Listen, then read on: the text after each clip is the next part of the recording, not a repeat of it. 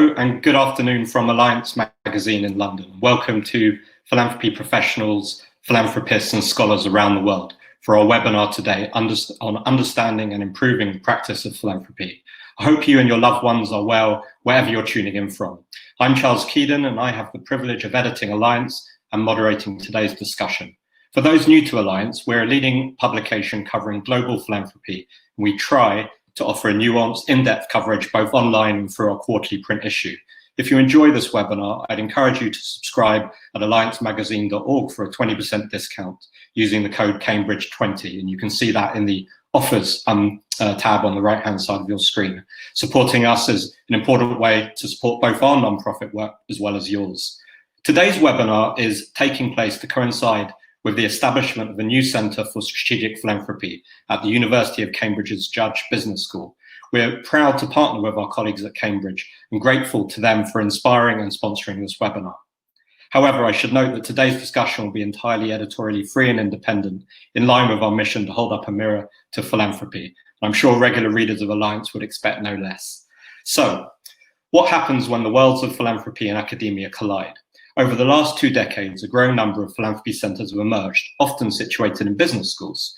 But are these centres giving practitioners the insights they need in countries where institutional philanthropy is rapidly emerging? What more can and should they be doing to build the knowledge base to enhance the impact of philanthropy from within and from the world's fastest growing regions and help solve problems like climate change, inequality and global health, and the wider sustainable development goals? And to answer these questions, I'm delighted to be joined by a stellar panel spanning Asia, Africa, and the Gulf. And that panel includes Badr Jafar, who is a philanthropist and the founding patron of the Centre for Strategic Philanthropy at Cambridge, and also Clare Woodcraft, who is now the executive director of that centre. But we're also joined by Naina Batra in Asia, and she's the CEO of the Asian Venture Philanthropy Network, and Dr. Becky Moyer, who is the Executive Director of the Centre on Philanthropy and Social Investment at Wits Business School at Wits University in South Africa. And the format of today's discussion will be the panellists who will speak for about 5 minutes each. But we're also seeking your input, and we'd encourage you to type your questions into the chat function on the right-hand side of your screen and tell us who you are and where you're from. And I'll try to put as many questions as possible to our panel. And we'll also share a link of the recording after the event, and I'll say more about that at the end. But turning first to Badr, the new centre that you've been so instrumental in setting up is focused on global growth countries. It's located in a business school, and it really embraces the virtues of strategic philanthropy. So if you can just comment initially just on why you felt that a centre of this kind, with this kind of emphasis, was so needed and timely, and why at Judge Business School. Badr. So great to join you all, and thanks of course to Alliance for hosting this conversation. At the outset, I'd just like to state, for the avoidance of doubt, that the real experts on this call are my fellow discussants. I'm merely another student of this very important and timely subject matter, and also someone who's very honored to be able to play a part in helping to propagate and advance progress in strategic philanthropy, particularly in some of the world's fastest growing regions. So just some background for those who may be interested. I'm a businessman from the UAE, and aside from my business activities, but not necessarily completely disconnected from them, one of the things I've been working on for a number of years is advocating a culture of good corporate governance, so promoting a culture of institutional accountability, and as an important aspect of that, being connected with the full impact of capital flows beyond financial metrics.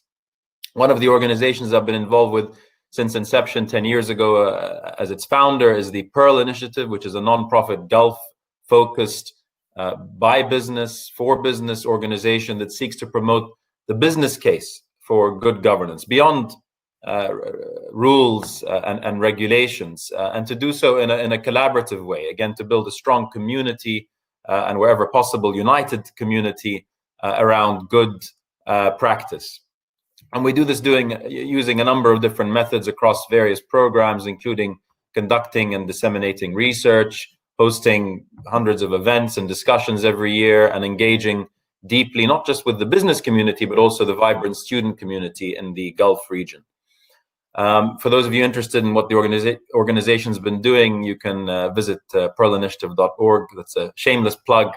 But the reason I mention this particular experience is that during our journey in better understanding the dynamics around capital flows and the governance systems that underpin them, it became very clear that we're missing a huge opportunity to engage with a subsector of private capital that we'd been perhaps unintentionally ignoring, and that's philanthropic capital, which is essentially private capital for public good.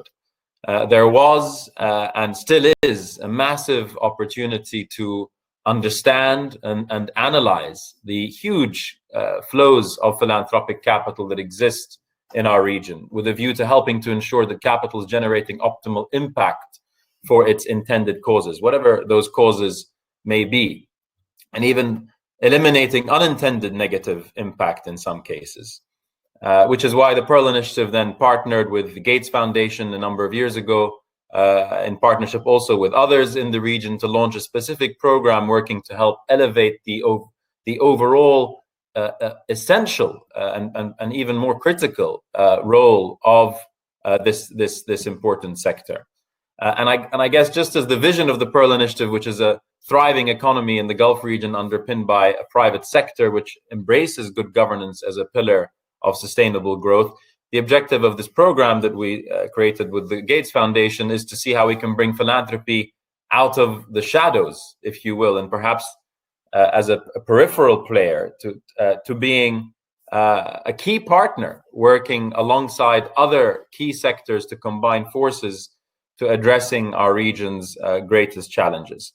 So over the years, and perhaps also influenced by my other experiences learning about other areas in the philanthropic space, including my roles on humanitarian issues with the UN and organizations like the IRC, and what I learned from others active in this space across many of the emerging markets, it was clear that we needed and could really benefit from a dedicated center that focused all of its efforts and energies to understanding philanthropy in these markets, where it's come from, where it is today, and where it's going. And with the hope that this better understanding, combined with the power of convening and bringing together key stakeholders and also educational programs, can lead to a far more resilient, impactful, and even more essential partner in addressing challenges in these regions of the world, which are ultimately global challenges as well. And after a number of energetic and exciting discussions with the University of Cambridge, the Center for Strategic Philanthropy was born. And thank you, Badr, for that introduction. And just before we go to a poll and then to Naina, just asking, well, how did you come to conclude that Cambridge and Judge Business School was the place where you thought this venture would most appropriately be situated? Why Cambridge? Perhaps I was a little bit biased in that I spent many years in Cambridge and was very fond of the institution, the organization. It does come with 800 years of institutional capacity. But also, you know, if one placed a center in any one particular emerging market, there was always a risk that it would be perhaps overly associated with that particular market. So having a sort of independent, but also very well established fulcrum around this subject matter, I thought was an opportunity in itself. Why a business school? You know, in a nutshell, and we can chat about this more if you'd like to, but I think philanthropy has a lot to learn from business, and business has a lot to learn about the study of philanthropy, particularly as business now is starting to re-identify with its broader purpose, both societal and environmental purpose. And I think a lot of the strategic aspects of philanthropy that is again being considered by many to be essential as we move forward in a much more transparent and accountable environment, are ones that business has had to learn the hard way as well over the years, and is still learning in many cases the hard way. So I thought there was a very nice symbiotic relationship, if you will, between the two studies, and that's why I thought, and of course the University of Cambridge also believed that it made very good sense for it to be housed within the Judge Business School. Thank you, Badr. And just one further question here, just very briefly. What do you hope to see achieved in the next 5 years from the new centre? What would success look like to you? So, to me, I mean, there are 3 key areas of work to be done, and all of them really are not just essential, but they all help to, they are all much greater than the sum of their parts. So they all need to happen in tandem, and that's of course the research element, which is key. And I'm hoping that in the next 5 years there will be some really, cutting edge research, and again, the markets are huge, so it's up to the center to really identify where the priority areas are, because one won't be able to do everything at once. But really some cutting edge research to really understand, and rigorous research to really understand some of the dynamics around philanthropic practice in these markets. But combined with that, really bringing people together, and not bringing people to Cambridge, but going out into these markets and really convening practitioners in the philanthropic sector, philanthropists and also aspiring philanthropists, the next generation of philanthropists, and people who are very keen to see philanthropic capital generate the impact that really is required and that is essential. And then, of course, the educational and training element, which is also the sort of third pillar of the center. So I think combined between the 3 of those, I think the center has a huge opportunity to generate significant impact over a 5-year horizon. And as per the nature of the nature of the grant that I'm providing itself is very much in tune with the spirit of strategic philanthropy itself. So really being very keen to work with the university and, of course, the center itself to identify impact on an ongoing basis and see how things might be able, to be not just improved, but tweaked according to the information and knowledge gained over time. Thank you, and thank you for those kind of introductory responses and comments. We're now going to go briefly to a poll. If you see on the right-hand side of your screen, just a couple of questions that we put together. If you listening here can just have a look at the first one. We've got over 200 people listening in here, which is great. And the question that we put is, do you think universities are producing enough knowledge about philanthropy? If you can just briefly type in your answer just so we can read them out, and it will just help inform the ongoing discussion we'll have. And then in a moment, I'll be turning to Naina. It looks like I'm just going to give a few seconds for responses to come in.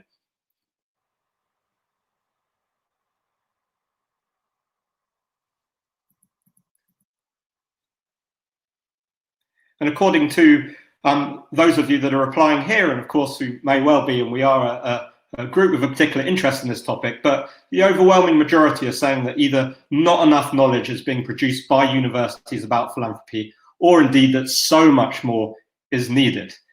So that in itself is an endorsement of the principle of having more centres of the very kind that we're talking about today.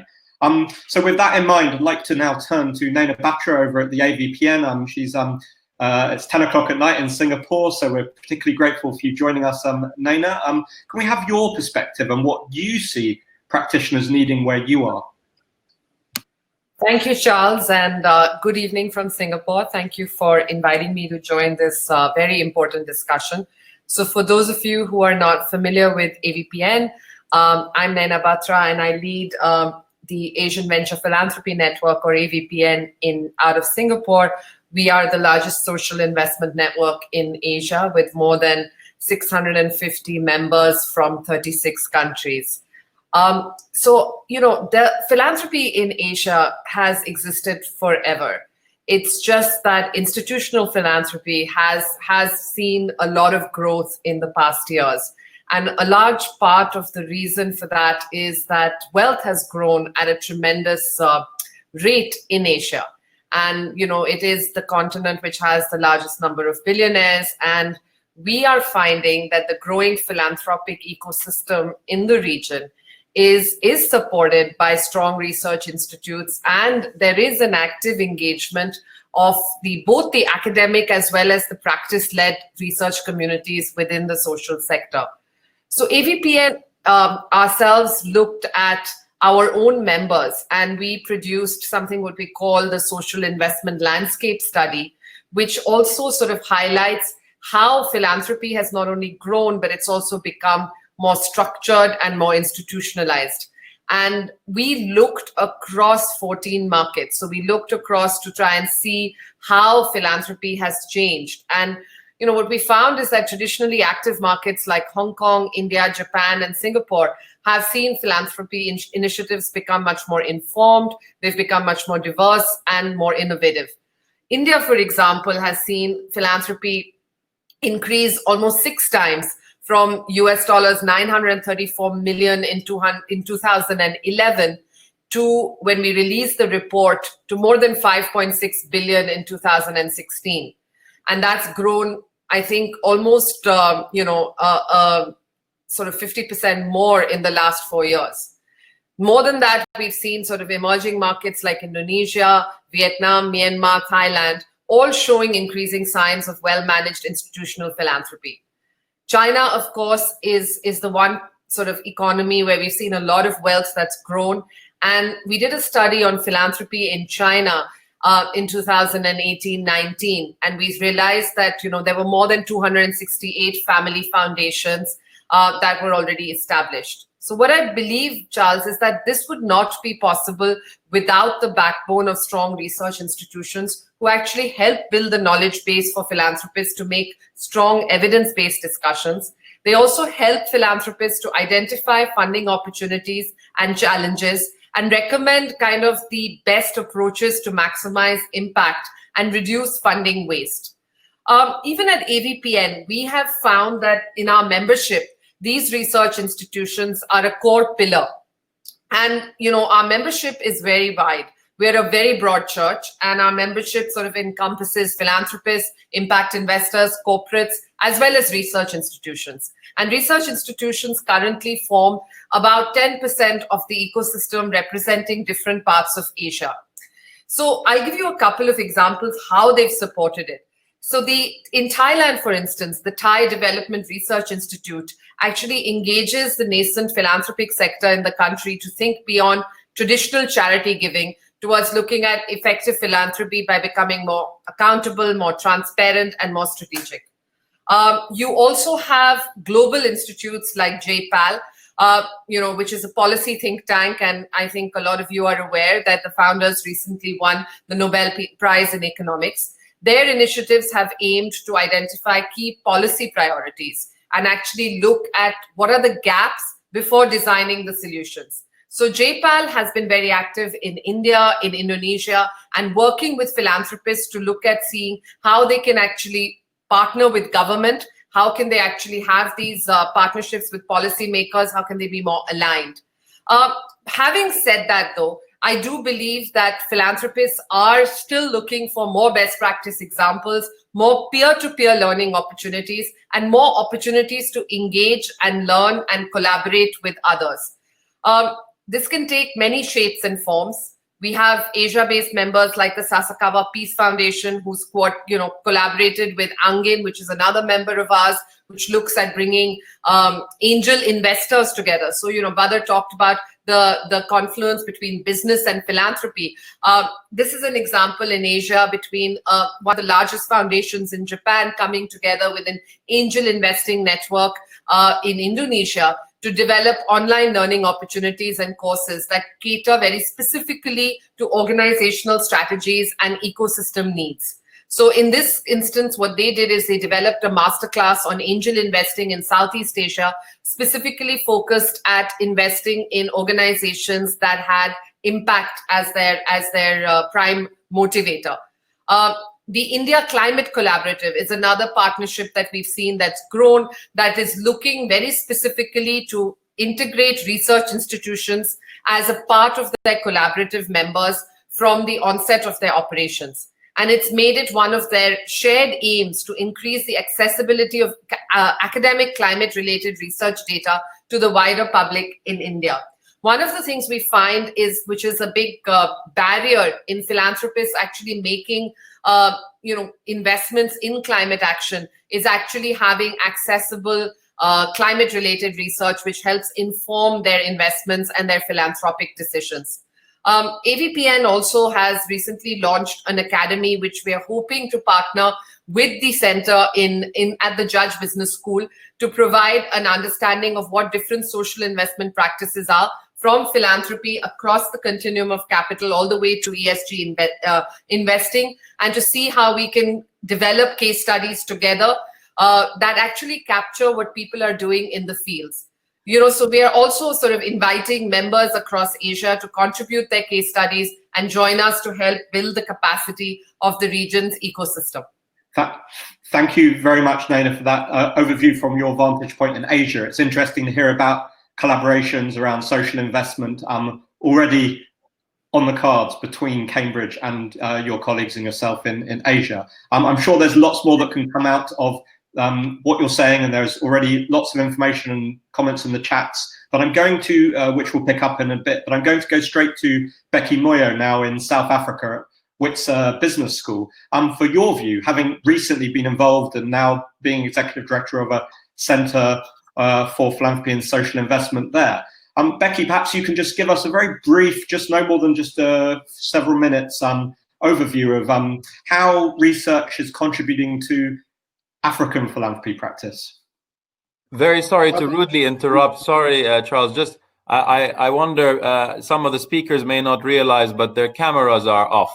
Yes. It might be helpful to have their cameras. Thank you. I should have said, please, Naina and Clare, if you are able, do put your cameras on so everyone can see you. Don't be shy. Over to you, Becky. Okay. Thank you very much, Charles, and thank you to Alliance for this invitation, and to the colleagues across the globe that I think we might have engaged with in trying to set up the center in Africa. So where do we start? I mean, we are located at a business school, and I think that the conversation of location is also important because it informs the kind of knowledge and research that you end up conducting. We started as a chair in African philanthropy more than 5 years ago, but we quickly realized that being a chair limited us because we would only be doing research or just offering lectures. And we quickly moved into thinking about turning this into a center so that it allows us to conduct as much programming as we could. And so currently we are offering academic programs from master classes all the way to PhD. We are secondly conducting research. You would know that there wasn't much research in the continent on philanthropy and social investment. And so the center is one of the very few that is beginning to paint the landscape of how philanthropy looks like in the continent, but using what I would probably say methods that appeal to the African academia from a decolonial point of view, so to speak. We also offer trainings, especially around our PhDs, around PhD workshops, but also our executive classes or courses earmarked to work closely with practitioners, especially as they go on their day-to-day work. And then thirdly, we do community engagements. Here we're talking more around, the kind of webinars that we are doing, the convenings, among others. So just to respond quickly to the question, so the starting point is that who is producing knowledge on African philanthropy and social investment? Previously, this was produced mainly by NGOs, by foundations, increasingly by think tanks such as CVO, Epic Africa, among others. And what kind of knowledge were they producing? They were producing knowledge that I would say kind of looked like reports, internal strategies that would help with programming for those groups that were conducting this kind of research. But there was very little that I would say could be considered as credible peer-reviewed knowledge. And that was one of the key, I would say, concerns that those in practice were always getting, that the knowledge is not peer reviewed. And so it raised issues around credibility, among others. And so that's one of the key issues that led us to beginning to think about setting up an academic center. But the second point is that the formats that were coming out, like I said, is reports and strategies. And so there was a gap. And so our center wanted to complete or to fill that gap. And that gap was the lack of credible data, on philanthropy and social investment in the continent. So we needed to do that, and we are doing that by commissioning research across the continent on various areas that would help us to develop our own data sets. Currently, we depend on many international banks and other data sets to interpret what is happening in Africa. We don't have our own local data set. And so what the center is trying to do is to develop its own data set. And that's going to take a bit of time, but we have the time to actually, focus on that. I think over time, we'll be able to interpret the landscape using African methodologies that would resonate with what is happening on the continent. But the second point is that we wanted to produce data and knowledge that would be relevant for the people. And by the people, we mean, different societies in Africa and their formations. And I know that there are colleagues who are listening now whose focus is mainly on people. Are people fed? Are people taken care of? Among other things. And data on its own will not change a lot of that. I know Gary, my friend, is one of those that will be talking about that. But I think that it's important for us to produce knowledge that is relevant to the continent, and that's what the center is trying to do.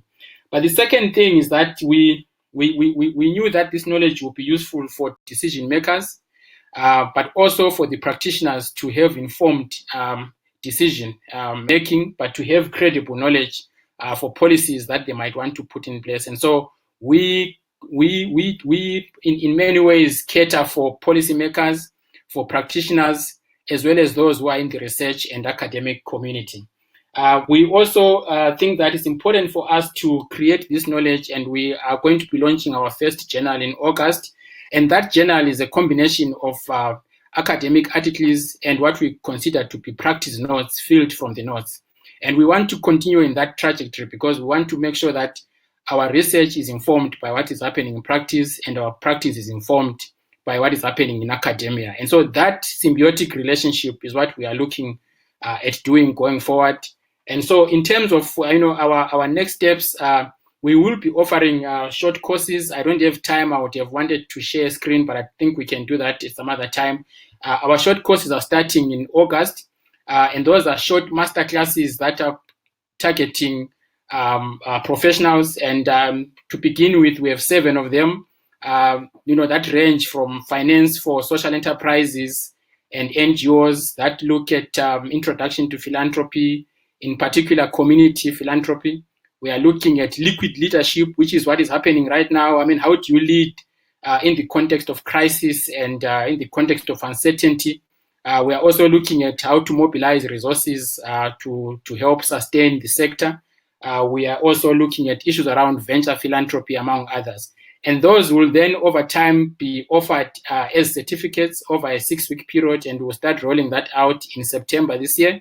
And then next year in July, we'll roll that into a diploma, a postgraduate diploma. And so the intakes will be open for our students to start in July next year. And then finally to the master's and PhD program. We already have students who are conducting PhD studies and master's studies by research. We are just waiting to have masters to be offered by coursework.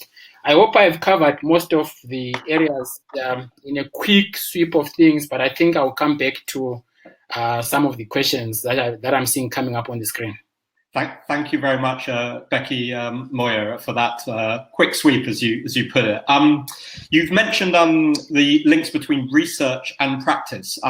Naina's mentioned the role of case studies, and also Badr has mentioned about executive education. And that really brings me to the second poll question before we come to Clare, which is just about the role of business schools in contributing to the knowledge base and learning about philanthropy.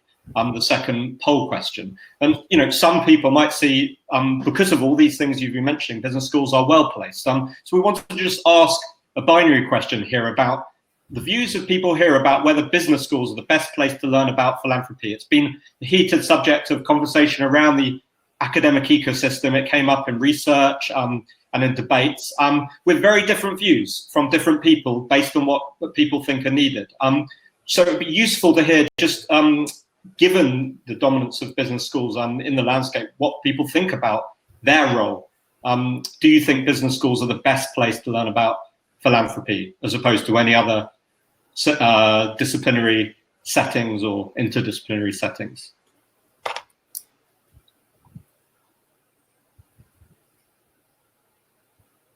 We're just going to wait a few more seconds just to hear a bit more of your responses, which are still coming in.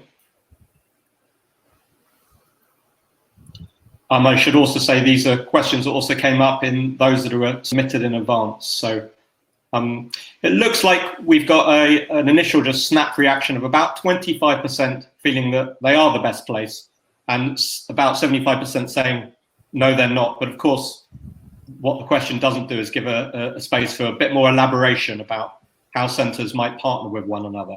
But with both those poll questions in mind, I'd like to turn now to Clare Woodcraft, who was formerly the Executive Director of the Emirates Foundation and now is leading the effort over at Cambridge.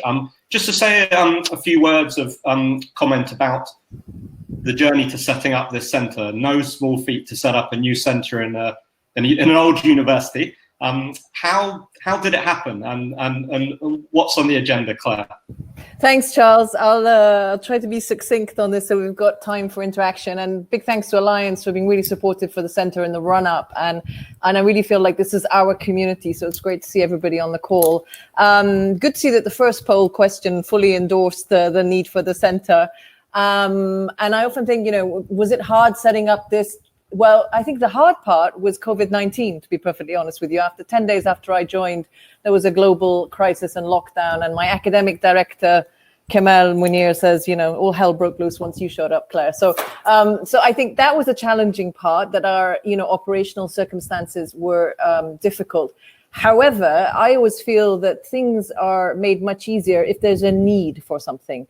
And when we looked at the gaps in the market, and we've been hearing this continuously from the feedback we've got since the formal launch, that, and indeed, as Badr points out, research was done to ensure that we were filling a particular gap, that we weren't reinventing the wheel. And that's what's made it easier, that I think there was a real consensus, and we've been hearing this from our colleagues on the call today, that there wasn't a center dedicated really to emerging markets, looking at this huge potential intergenerational wealth transfer, which would mean a very significant increase in philanthropy coming to market that would offer voice to the global south of philanthropy. And I think various international organizations have been waking up in the past few years to the importance of philanthropy coming from emerging markets, everyone from the UN to the OECD to the DAC, looking at how philanthropic capital can support those $1 trillion funding gaps for the SDGs. So I think in light of that, it made it easier in the sense that there was appetite for this center and a real need for it.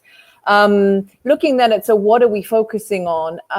And we've had some very interesting and heated conversations about strategic philanthropy, and I've had some of those in my former career as well. It's an interesting topic. It is a complex topic. We don't really have the right lexicon in philanthropy to ensure that we can talk simply about some of these terms. We talk about creating measurable, scalable impact. We talk about social enterprise. We talk about the continuum of impact. We talk about impact investing. We talk about venture philanthropy. We talk about traditional philanthropy. And I think it's really important that at some point we have some cohesion around what we mean by strategic philanthropy and what we mean by impact. And that, again, I think reinforces the need for the center. For so long, for decades now, we've been talking about the need for philanthropic capital to be more efficient, more effective. I myself have often talked about a paradigm shift, and yet usually in the absence of substantive data and evidence about what we mean by that. And I think for too long, we've kind of all had a gut instinct that this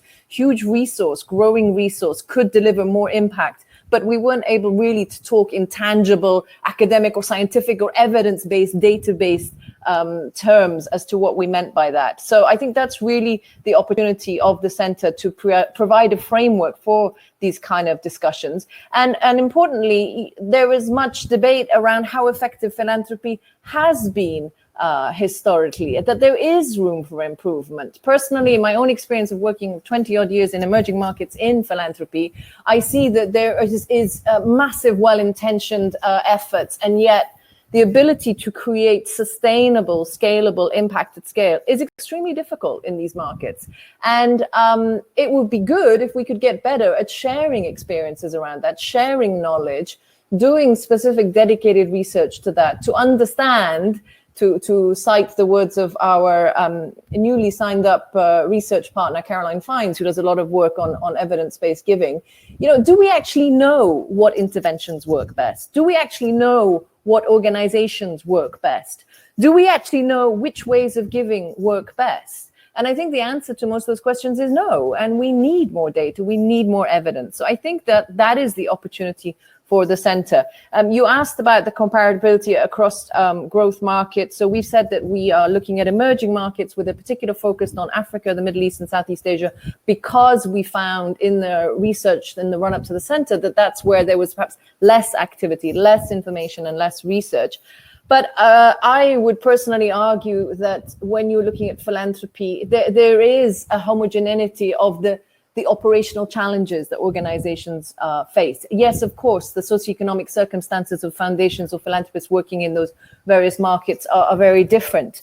But in my experiences, there are some core areas where philanthropists are really seeking to better understand how they can deliver more value. And we've indeed started to craft our research agenda around that space, looking at issues around how philanthropy is regulated. How can we help governments understand these new and growing flows of philanthropic capital? How do we scale impact? How can we get more impact for less money? How do we build brand equities? How do we build convening power with these organizations which so desperately need that to secure funding? How do we build effective teams? How do we deal with this wholly new area of hybrid finance, innovative finance? We've just seen the announcement by Ford Foundation, $1 billion bond. People are getting much more innovative in the way they're deploying financial instruments for philanthropy. So let's get some robust and rigorous research in that space so that we can talk more effectively about it and engage more effectively.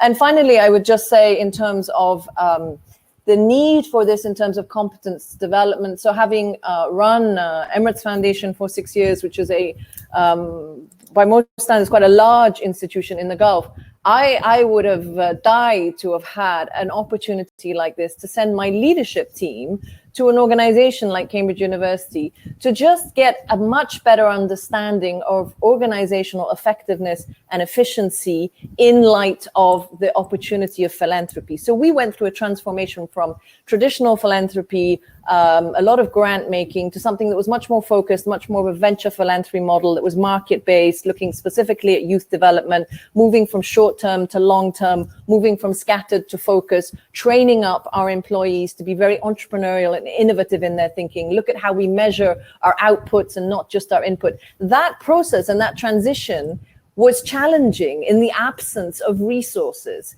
and an opportunity to have sent my team to an organization like this, to have had access to these kind of knowledge resources would, I think, have been very powerful, and reassures me that there is genuinely a need for this. And just a final comment, that's a reason why it's great to see the diversity on this call, is that we don't want to reinvent the wheel. We totally understand that there is a huge amount of existing energy and work going on in this space. And that, I guess, is for us really part of our DNA. We want to collaborate. We want to see philanthropists come together. We believe that no one can create socioeconomic value in a vacuum. And hopefully this is just the beginning of us being able to convene this community more regularly, but underpinned by that really deep, rigorous research portfolio that then can feed into our executive education and competence development program.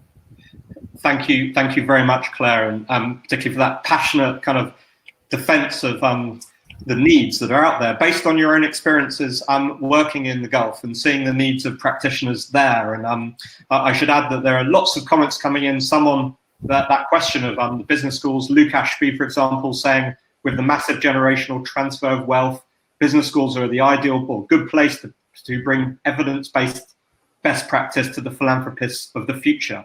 And some similar comments to that effect. I also promised that we try to bring in as many questions as possible, certainly in the 20 minutes or so remaining. Some were submitted in advance, and I've got just a couple to read out to our panel here. We have, I think, from the Nepal Center for Philanthropy, Rawati Dakal, who asks, how could philanthropy in the aftermath of COVID-19 become more transparent and accountable towards the countries in the global south who are the recipients? I'm also just going to read out a couple more questions for each of you to consider or comment. Sylvia Zilla saying, alliances are required to ensure balance between academic views and practical views of those who actually do philanthropy work.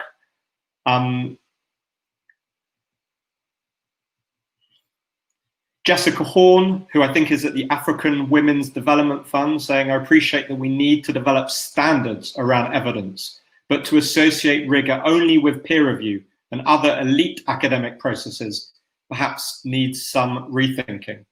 So a question about different types of knowledge that can be generated. And that also relates, I think, to Avila Kilmurray, who I think is in Belfast, who has written, congratulations to Cambridge, but it would be interesting to hear if you at Cambridge are planning to bring the perspective of social change activists into your research and thinking in a participative manner, rather than only relying on what she describes as extractive research. So if I can turn first to Badr and Clare, maybe in response to that, but also Becky, you intriguingly referred to decolonizing knowledge. So what would that look like also from your setting? So we can come first to Badr. Thank you.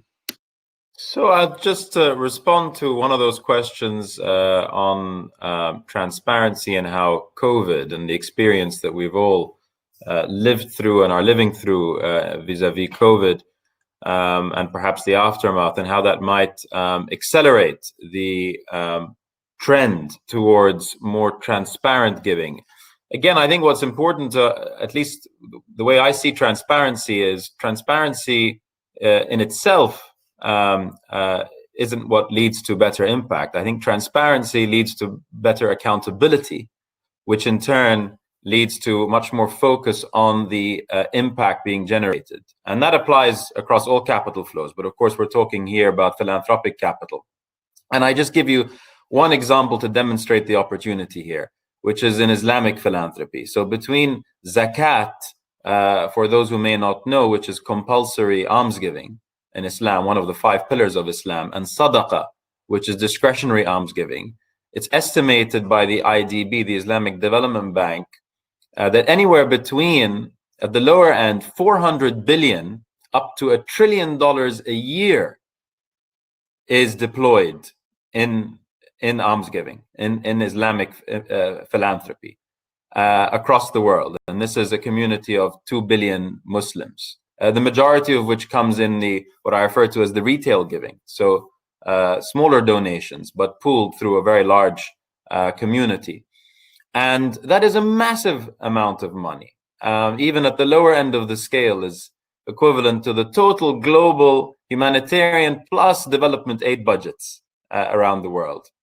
Yet we have a situation where 1 in 3 Muslims lives below the poverty line.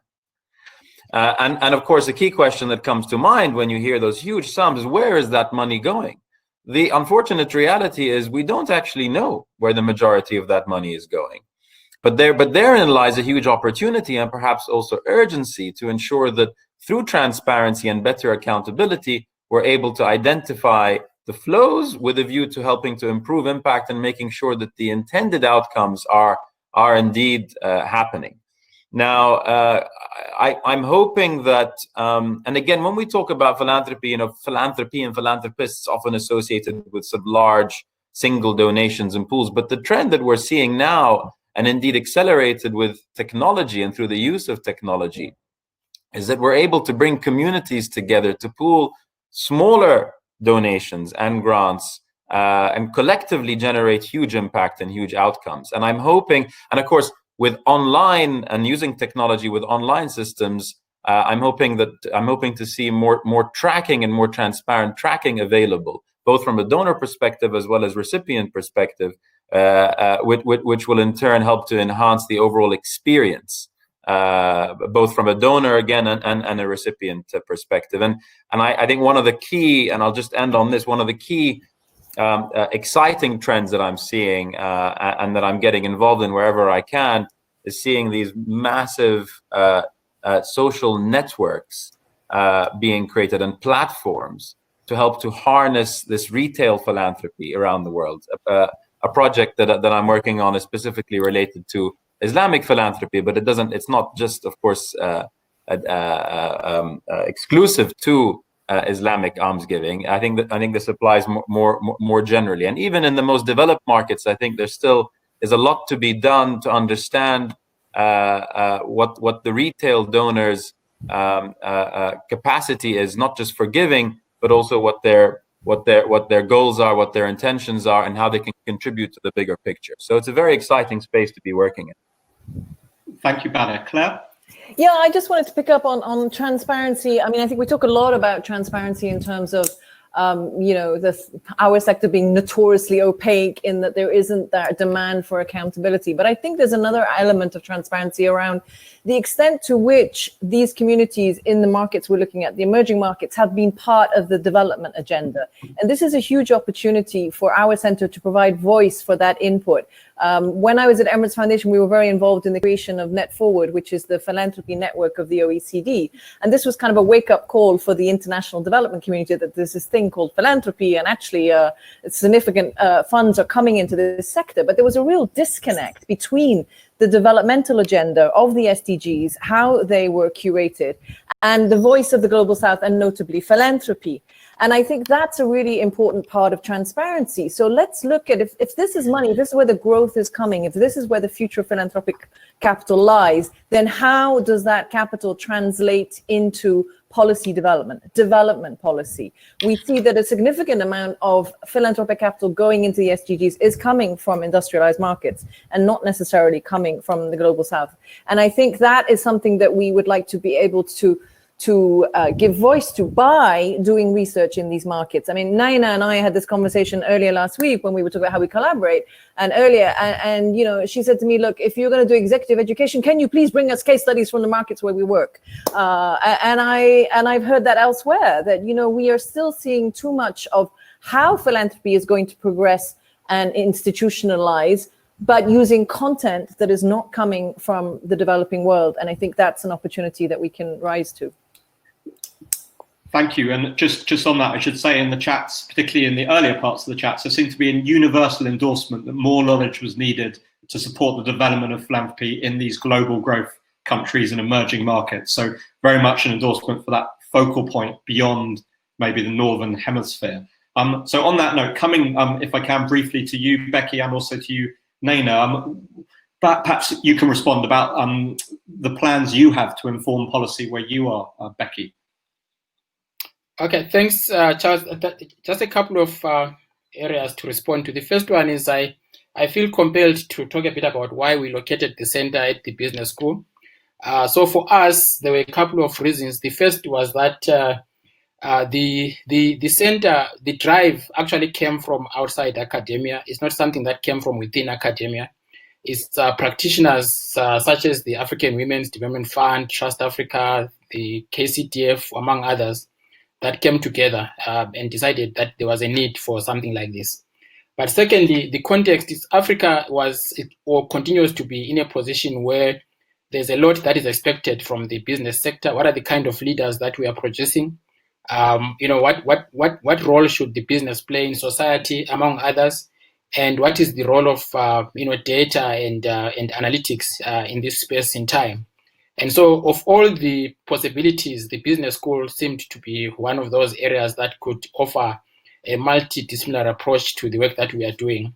But we remained open that if it didn't work, we would look at other possibilities. So far, it seems to be working very well for us at the business school where we are located. And so we also conducted some market survey, which actually led us into positioning the center at the business school. Secondly, in terms of decolonizing knowledge, it's not an easy task, but here are some of the things that we are doing right now. Knowledge production is political. Think of African studies departments in African universities. They were established by colonial officers, and we start from that perspective, and we say, who is conducting research? It's important because the person who is conducting research has the ability and the flexibility to frame the outcome in the way that they see fit. The second, so in this case, it will be Africans who will be conducting research, and they understand the local context and some of the requirements and the nuances that somebody from outside might not be able to do. Secondly, what theories are we going to be using? I mean, currently, a lot of what we consume is theories that are coming from the Western world, basically. And very little of decolonial theories, Pan-African-based theories are used in terms of interpreting what is coming out of the field. And so that's one of the issues that we want to deal with. Who publishes? I mean, the politics of publishing. I sit on so many journals in terms of reviews, but also editorials. And the politics is very interesting. And so we want to be able to, drive the narrative in terms of what we are producing from the African continent. And then finally, I think that it's important, where do we get the information? What are the sources of our information? And like I said in the beginning, we want to try as much as possible to create our own data sets so that we are able to use that for policy making. And so I think those are some of the areas that, in terms of decolonial thinking, we should be thinking about. And then in terms of policy work, I mean, like I said, a lot of policy making is informed by data and knowledge. And so we are beginning to work closely with some of the policymakers in terms of developing our research products, but also beginning to think of the areas that might require attention as we go forward. I need to apologize, Charles, my bandwidth is not that strong now, and I think I might have lost the visual, but I think you can still hear me. So I'll stop here. Yeah, we can hear you, albeit we can only see a still picture of you. But I'm going to turn just to Naina, just to respond to what you're hearing in the discussion. And I'll try and bring in a few more comments and questions as well before we wrap up in about 5 or 10 minutes' time. Naina.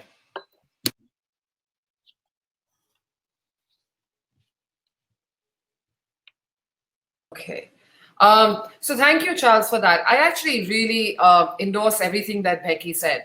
I think we, coming from the global south and where we operate, I think it's very important. And as Claire mentioned, that, the stories that you tell or the examples that you tell are related and rooted in the economies where the philanthropists are operating from. It's been too long that, we hear Western constructs, we hear that Western examples, and they don't really resonate. So I actually think there is a huge amount of collaboration and partnership that's possible between sort of Asia and Africa. There's a lot more that is common between what is happening in emerging markets in Asia, in emerging markets in the Middle East, and emerging markets in Africa than there is with Europe and the US. So I think, what the center is trying to do, where it's looking specifically at emerging markets, I hope it will also help in that South-South collaboration. I also want to bring in the point about business. We talk about philanthropy and we talk about philanthropy achieving the SDGs. Philanthropy, it doesn't matter how rich you are, is at most 5% of your wallet or 5% of your portfolio. If you don't look at your entire portfolio, so as an investor or as a philanthropist, and Badr can answer to that, is if you don't look at how you are deploying your entire capital in your business, in your investment, and in your philanthropy, the sort of total kind of social impact that you have, then if you just limit it to philanthropy, is very small. So therefore, what better place to put a center of philanthropy than in a business school? Because, as we are looking at business leaders, as we are looking at, new wealth being created, it's very important that philanthropy moves out of this sort of left brain versus right brain kind of thinking and looks at encompassing all your decisions. And that's the only way we are going to really see the impact of the social metrics move much faster. So, I am a big supporter of this being in the business school. The final thing is, like I said, I mean, if you look at case studies, you look at sort of what is happening, it's also important, as Becky was trying to do through his center, to bring the voice of the Global South to the communities, to sort of decision-making tables. And this is I'm really pleased, Charles, because this is a great webinar where we are having, where, sort of Badr is representing the Middle East, I'm representing Asia, and Becky is representing Africa. And, Clare is starting a new center that actually hopes to link us all together. It's really important. And it's important because we don't have an American voice or a European voice telling us how we should be doing our philanthropy. It's much more about us discussing what works in our markets and how can we work better together, because we are all in a very similar stage of development. It's our problems are similar. So the solutions we try to find should also be similar. So I think that's the really good part of this webinar, and I'm really glad I stayed up to be a part of it. Thank you, Naina. We're glad too to hear your views. Just going to bring in a few comments from people in the chats. Emma Beeston saying the need for a multidisciplinary inclusive approach seems clear, and I'm loving the non-US Europe focus. Should also just bring in a comment from Alliance itself. Our next issue in September is actually on investments, so using the whole of your balance sheet, your whole of your portfolio. So you'll see an offers tab there, and you can get 20% off your subscriptions if you want more on that particular topic from Alliance and others there. Got a comment from Jacob Matty, who said this is fundamentally about the political economy of knowledge production. More importantly, what counts as knowledge? And as Becky was saying, knowledge is political. So just to come back to that question about where philanthropy is taught and studied, you're hearing a very powerful case for the need for wealth more broadly to be understood and then deployed, and that's where clearly business schools come in. But is there a risk that maybe they would be less critical of philanthropy? We're seeing critiques of philanthropy and strategic philanthropy, particularly in America, which are asking harder questions about the way that wealth is generated and used. Do you think there's a risk that business schools might be shyer about maybe offering those critiques? I can see the great strategic agenda for more strategic impact of the resources that are required. But is there a risk that maybe people might be reluctant to criticize you, say, Badr, as a businessman and philanthropist? Would you like to come and respond to those questions that may be in people's minds? So there's a lot of debate around philanthropy, and I think it's very healthy to be having these conversations and more of them. I think too often responses to philanthropy veer between, at some point, unreflective cheerleading and attacks that threaten the reputation of the sector, which I think is perhaps unhelpful. Instead, I think we need to properly understand and embrace the opportunities to harness the power of effective giving, including, and in this case, more specifically from the world's fastest growing economies, to try and bridge that ever increasing gap in order to meet our global development and humanitarian targets. And this is fundamentally why the center was established.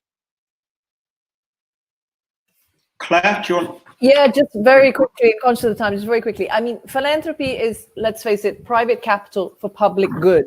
It is about value creation, but social value creation.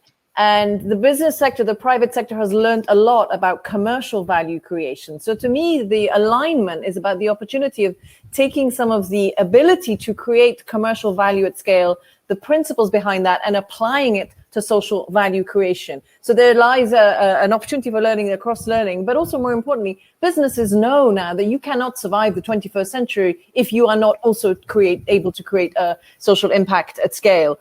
So I think, and talking to my new colleagues at the business school, when I talk about the challenges that I have faced as a practitioner working solely in emerging markets, they resonate with them. So Kamel and I have this conversation, and I say, well, one of the issues we have around fundraising is XYZ, and he goes, yeah, well, that would align with this academic discipline. So I think there is a huge opportunity Business schools are about organizational effectiveness, and I think we can create more social value at scale if, as organizations, we become more effective.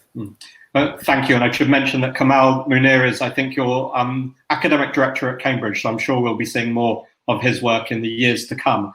Unfortunately, I think that's all we've got time for. We're at the end of the hour, so I just wanted to just round up very briefly by, thanking our sponsors and our partners over at Cambridge for making today's webinar possible. Particular thanks to Badr Jafar, to Clare Woodcraft, to Naina Batra, staying up late at night in Singapore, and to Becky Moyer at Wits Business School, and also to the Alliance team, small but mighty team, with Amy McGoldrick, our marketing, events and advertising manager, who's been delivering this event from behind the scenes and making it all possible. And thank you for almost over, I think, 200 of you that has stayed on this discussion and being part of the Alliance community today. Everyone who has registered for this webinar will receive a recording within the next 48 hours. And on Tuesday, we'll be publishing in our weekly newsletter an exclusive interview with Badr Jafar, where he goes into some more detail on this particular topic. I also mentioned that our next issue will be looking at foundation investments, and I would encourage you to take advantage of that discount and subscribe to us today for more of our coverage of what's happening in global philanthropy. But with that, thank you very, very much to all of you for joining us today, and looking forward to the next one. Bye-bye.